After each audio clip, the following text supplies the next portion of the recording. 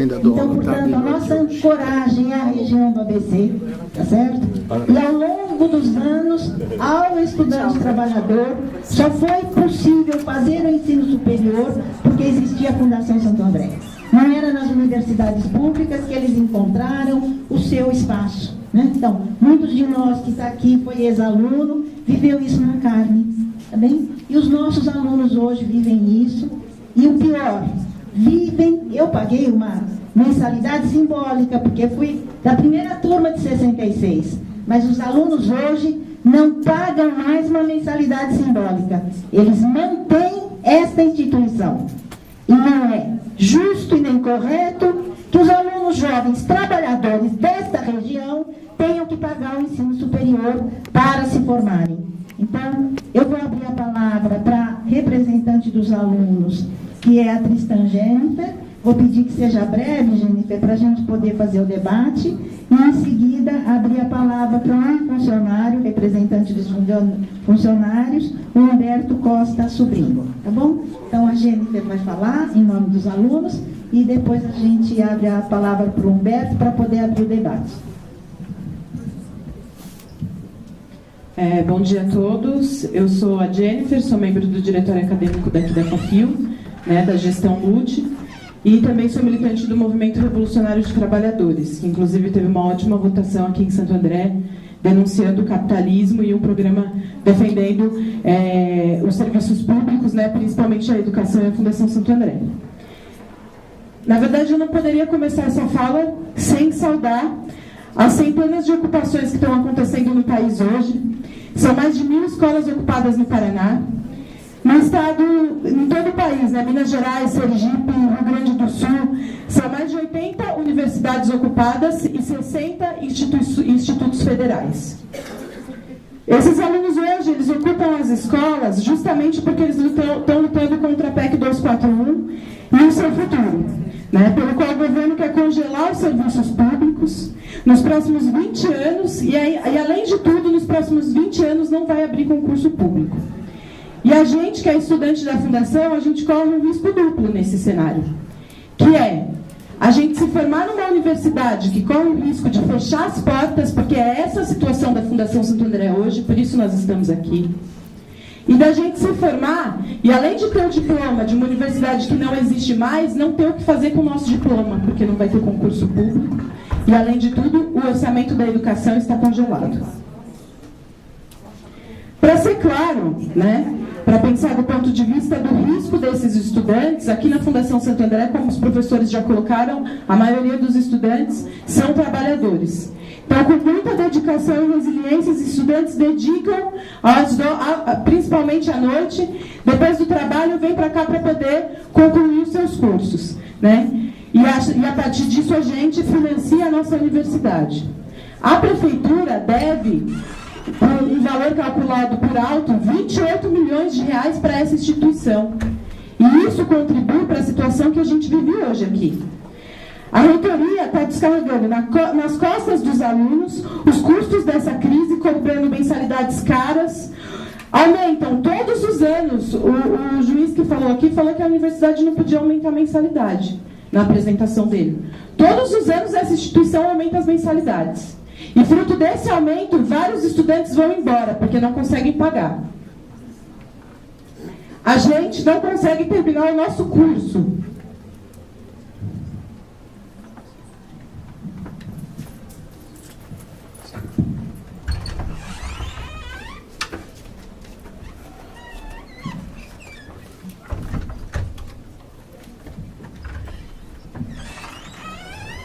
A gente do diretório acadêmico está tentando organizar e discutir com os estudantes, porque a gente quer defender aqui a universidade pública.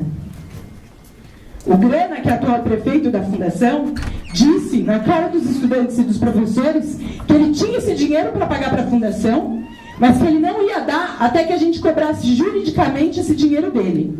E essa atual reitora se nega a cobrar essa dívida da prefeitura. E isso precisa ser dito aqui. Inclusive, eu acho que seria muito de bom tom que a reitora respondesse por que ela não está aqui hoje. Ela mandou uma representante, mas ela mesma não está aqui. O que ela tem de mais importante fazer do que discutir a publicidade da nossa universidade. Sendo que ela, nesse momento, deveria estar aqui, na Casa Amarela. Eu não sei por que ela não está aqui hoje. E ela deveria estar aqui para fazer essa discussão. O PSDB é o partido mais privatista da história e a gente corre agora o risco de ter uma prefeitura onde ele seja o prefeito. E aí, em que situação a nossa universidade vai se encontrar? Fruto que hoje, o concreto da lei é que eles estão atacando a educação em todos os níveis. E é por isso que existe esse monte de ocupação em todo o país e a mídia se nega a falar.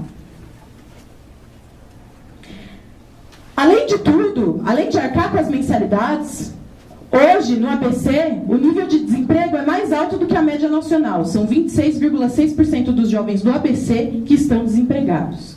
E isso impacta a nossa universidade.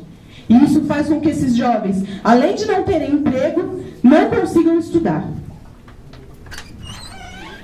E hoje, a fala do diretório acadêmico vem no sentido de reivindicar e de cobrar, inclusive de reivindicar que essa frente, que está fazendo uma frente em defesa da fundação, que de fato entenda a situação da nossa universidade e leve à frente a defesa da universidade pública.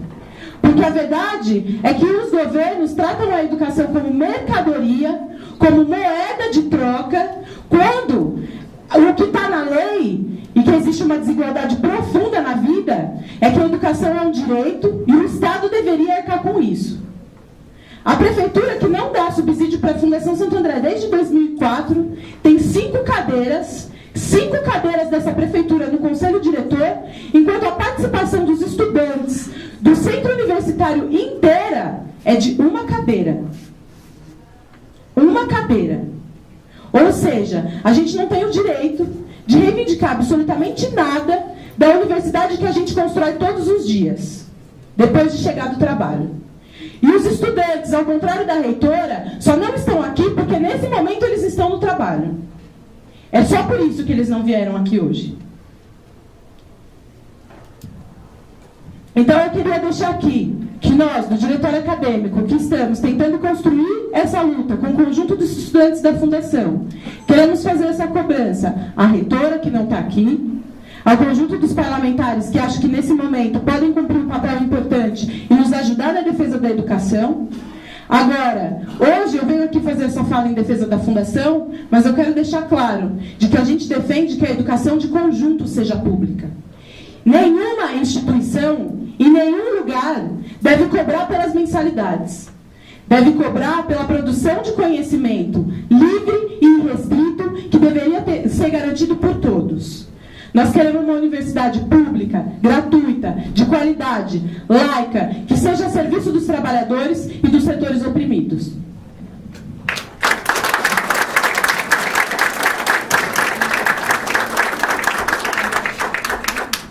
Agradeço a Jennifer, que falou em nome dos alunos. Acho que ela disse bem, os nossos alunos não estão aqui porque são trabalhadores, né? Mais de 80%. Outro dia nós assistimos na frente parlamentar a apresentação de um dado de que na Unifesp pouco mais de 40% dos alunos são alunos trabalhadores. Nós queremos dizer que na Fundação Santo André mais de 80% são trabalhadores. Tá bem? Então acho que a situação é gravíssima e não dá para colocar sobre as costas dos estudantes a sobrevivência financeira dessa instituição. Então, agora eu vou abrir a palavra para o Humberto, que representa os funcionários. Para ele também vou pedir que você seja breve para a gente poder conversar um pouquinho. Tá bom, Humberto? Bom, prazer, eu sou o Humberto. Hoje eu estou representando aqui a FUSA, que é uma entidade que representa os funcionários dentro da Fundação. Para ser bem breve e sucinto, os funcionários estão, junto com os docentes daqui da casa também, reivindicando os seus direitos. Muitas vezes diretamente à administração, algumas vezes até entre os funcionários, né? Mas o que a gente quer colocar bem claro aqui para todos é que nós estamos aqui para lutar juntos. Uma das falas que o doutor Eduardo colocou, que é os caminhos legais. Depois a gente precisa discutir bastante isso. Quais são os caminhos legais que a Fundação tem hoje para uma subsistência saudável, né? É isso que a gente vai ter que estar procurando aí, em associação com os docentes, funcionários e principalmente a comunidade, que é quem tem bastante força aí, e procurar também a ajuda política. No caso, o deputado está aqui para nos ajudar, tem também muitos vereadores que poderiam estar nos ajudando, especialmente os vereadores, né? E a gente se coloca à disposição. No que precisar dos funcionários da Fundação, estamos aqui para colaborar. É isso. Obrigada, Alberto. Bom, eu vou pedir que o Munhoz volte para a mesa, a média. A gente vai começar a discussão, ver o que é que, dessas falas todas, o que é que chama a atenção de cada um de nós, para a gente poder pensar saídas para a Fundação Santo André e como a frente parlamentar pode contribuir no sentido de viabilizar que não haja mais dúvida que a gente é uma instituição pública e não uma instituição privada, tal como tem sido encaminhadas as questões aqui dentro, tá bem? Eu antes gostaria de abrir a palavra ao representante da Cúria, porque ele se gostaria de falar rapidamente, e em seguida a gente abre para discussão, tá bom? Acho que a gente está tendo grandes parceiros aqui nesse momento, e um deles, historicamente, a Cúria teve um papel fundamental. O senhor é jovem, eu já sou velha, teve um papel fundamental na história da Fundação Santo André, especialmente no período da ditadura militar. Então, acho que esta relação é uma relação que só pode nos fortalecer. Tá bem? Obrigado, professora. Bom dia a todos. Muito brevemente, eu fico honrado com o convite. Era para o nosso bispo Dom Pedro estar aqui, não pôde por causa de outra reunião que já estava pré-agendada, porque ele não encaminhou. E eu trabalho com educação, sou professor universitário já há 12 anos também, não é? Atualmente afastado por causa de um pós-doutorado, mas estou ainda no ramo da educação. E é muito preocupante, sim, tudo que acontece relativo à educação, especialmente a Fundação Santo André, que é histórico e tem uma inserção no nosso meio. E eu fico, diante de tudo que foi exposto, talvez até para abrir um pouco até para a gente refletir, e isso tem preocupado, não é só a Fundação, acho que tantos outros lugares têm se preocupado com isso. E tem alguns exemplos, eu não sei se no país isso existe, talvez o Mackenzie tem investido nisso. Em geral, os cursos de licenciatura, que são tão fundamentais para a nossa educação, a gente sabe que eles são onerosos, eles não têm retorno financeiro, né? Mas eles precisam ser mantidos, porque é a base toda educacional nossa. Em alguns lugares, inclusive fora do país, o que tem se procurado é justamente tentar uma parceria dentro das próprias instituições e recorrendo justamente também ao poder público para que isso seja mantido de alguma maneira em outros lugares. Aqui eu acredito que uma grande parte também da Faculdade de Engenharia atualmente seja o que subvenciona praticamente todo o centro universitário, mas isso, numa última instância, vai recaindo sempre sobre os mais pobres, sobre os mais desvalidos, que é o que a gente não gostaria que acontecesse. A nossa luta, inclusive, dentro da igreja, é dar uma atenção sempre àqueles que mais sofrem, aos mais pobres. E a gente sabe que a corda sempre está estourando para o lado mais fraco, né? Eu acho que esse é o grande problema. Eu não sei como pensar, mas, conforme a nossa discussão, acho que é importante a gente avançar nisso. Tá? Obrigado a todos. Muito obrigada, Padre Fernando. Ele chama atenção sobre a questão das licenciaturas, que as licenciaturas que foi e que é o coração que pulsa na Faculdade de Filosofia e que sofre o risco de ser fechada, inúmeras salas aqui, por decisões que estão sendo tomadas internamente. Então, acho que a fala do padre, ela é muito bem-vinda neste momento, que não é possível que neste país se fechem cursos de licenciatura, especialmente. Nenhum curso, evidentemente, mas os mais pobres, que é o caso das licenciaturas. Bom, a gente vai abrir o debate. As pessoas, acho que...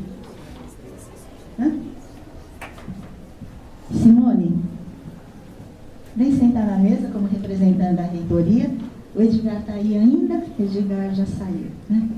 Bom, a Simone, a professora Simone Ide, que é da Prograde, vem representando a reitoria.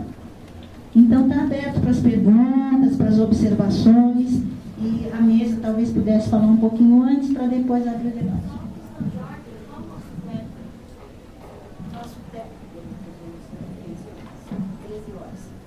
Então, acho que a gente podia abrir o debate agora, né?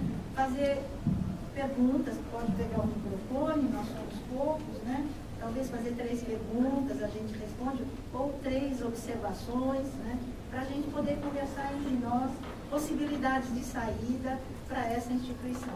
Acho que antes de mais nada é isso, para que ela não feche, para que os cursos de licenciatura, os cursos deficitários não fechem nesta instituição, que essa instituição assuma de vez, chega, né, de vez, a sua face que é pública. Professor, o juiz está aqui ainda, né? Tá. Então, eu sugeri que ele esteja lá, e quando a pergunta for dirigida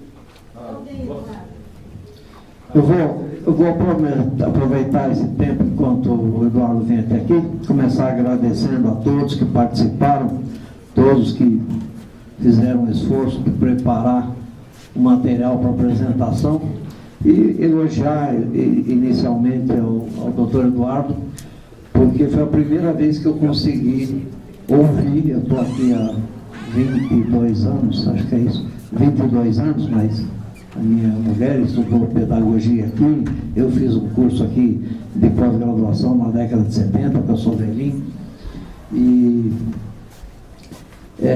foi a primeira vez que eu consegui ver uma explanação que desse alguma luz, e agora eu fico muito preocupado que eu não consigo entender, porque nenhum juiz da nossa comarca, e a minha filha é juíza também, só que não aqui, ela é juíza em Santo Amaro, e nunca um juiz aqui da região consegue definir corretamente ou adequadamente se nós somos público ou privado.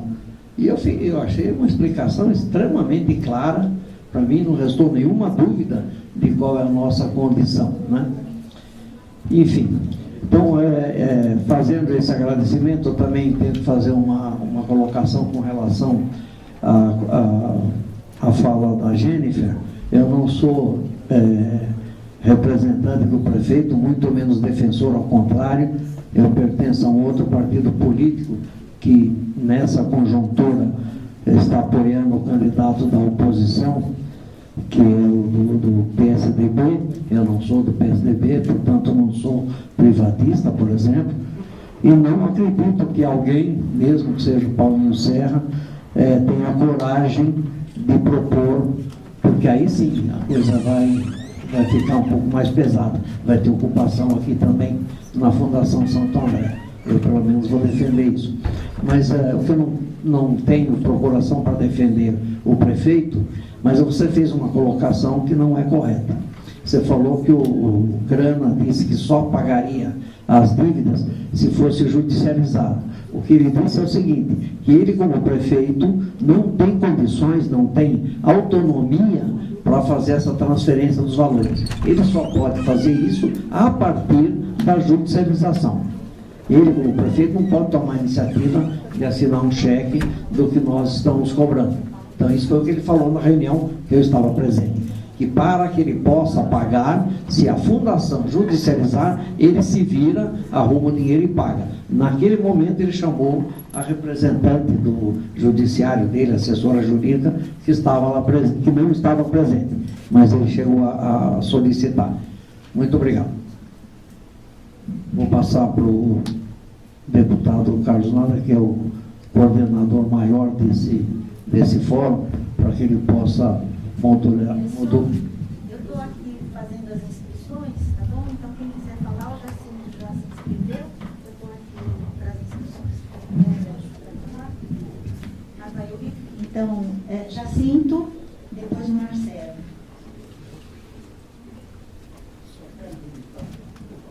Nós vamos tentar limitar o tempo, tudo bem? 3 minutos para cada um, para que todo mundo possa falar. E eu acho que a gente podia encerrar por volta de 12:30.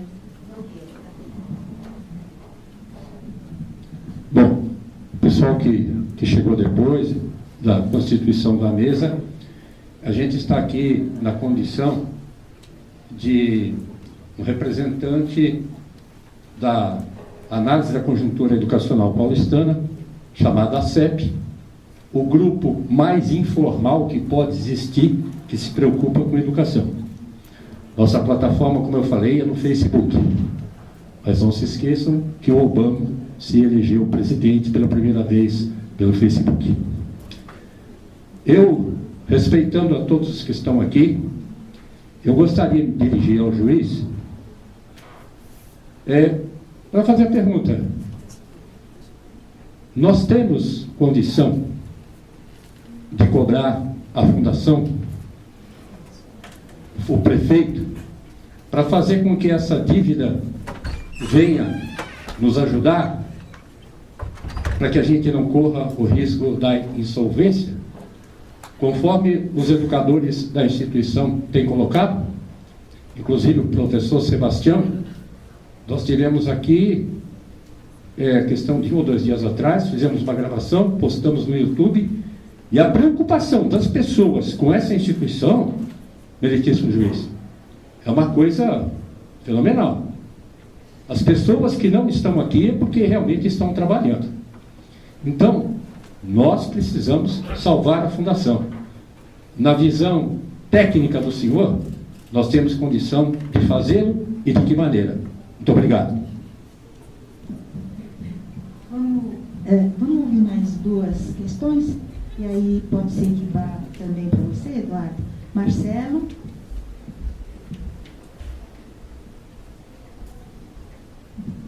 Bom dia a todos e todas. Reforçando aí o que os estudantes falaram, né? Acho que é lamentável a ausência da reitora aqui, assim como é lamentável também a ausência de grande parte dos vereadores, né? Acho que isso a gente vai precisar se organizar melhor para daqui para frente, nessa luta, né? Para salvar a fundação, a gente fazer uma pressão mais intensa e mais organizada, como já fizemos, né? Junto aos representantes do Legislativo, que são cúmplices também, né? Da situação que a Fundação Santo André se encontra. Eu queria, se o juiz pudesse falar para a gente o seguinte: eu vi aqui vários argumentos que dão muita fundamentação jurídica, né? Uma fundamentação jurídica bastante sólida para que a reitoria tomasse iniciativas. Infelizmente, essa reitoria tem como característica não tomar iniciativas e não querer entrar numa situação de pressão contra a prefeitura, o que é, na minha opinião, um grande erro, um grande equívoco. Além da questão dos 28 milhões, me parece que pela apresentação que foi feita aqui, também a prefeitura poderia tomar outras iniciativas. E a minha pergunta é nessa direção: se além da subvenção que nos deve, também pelo que você apresentou aqui para a gente, né, de maneira bastante precisa, eu fiquei bastante animado, porque me parece que pela sua apresentação a prefeitura não precisaria exclusivamente usar da subvenção, apesar de que é uma dívida que a gente vai cobrar sempre, mas a prefeitura também me parece que tem condições, né, de assumir aqui outras coisas, né? A gente sempre tem falado, né, tem aqui um gasto de 4 milhões por ano com segurança e limpeza, por exemplo. Então, sendo a Fundação Santo André, né, pública, tudo isso que você já argumentou, a prefeitura também poderia tomar outras medidas, né? A questão das bolsas também, né? Você tem aqui 500 bolsas de R$200 que os valores nunca foram reajustados.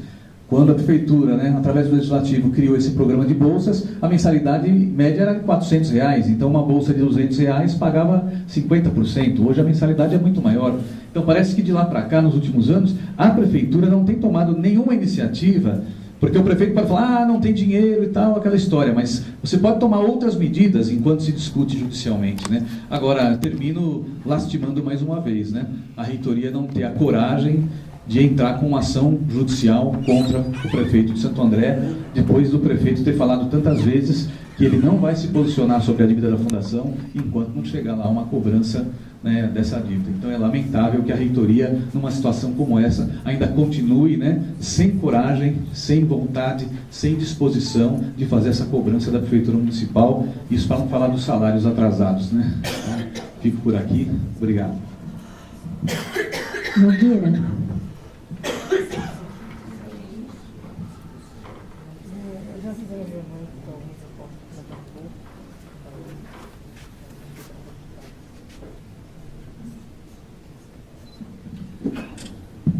Bom, eu sou professor nessa casa, entre aluno e professor, já tenho aqui uns 44 anos. Então, conheço um pouco dessa história aqui. Eu tenho 2 perguntas, na verdade, simples para o Eduardo. A primeira é que nós tínhamos uma comissão que fizemos várias reuniões com o prefeito, e numa das reuniões, um colega chamou a atenção de que, em função da fundação ser uma entidade pública, nós podíamos, os mais velhos, né, ser aposentado pelo Instituto da Prefeitura, o IPSA. Chegamos a elaborar um projetozinho, porque o prefeito nos deu essa autoridade. Faça um projeto. Fizemos, mas aí esbarrou entre alguns colegas advogados, isso não vai em frente. Eu perguntaria, então, se há viabilidade nesse sentido. E a segunda é quanto à questão do pagamento, que a súmula 331, que diz respeito à responsabilidade de... Por exemplo, vou citar, uma empresa contrata um terceiro para fazer um serviço. Se esse terceiro não paga os seus funcionários, a empresa privada, no caso, é responsável. E essa súmula 331 vai além também, no caso das empresas públicas. Então, uma vez que nós não estamos recebendo um salário,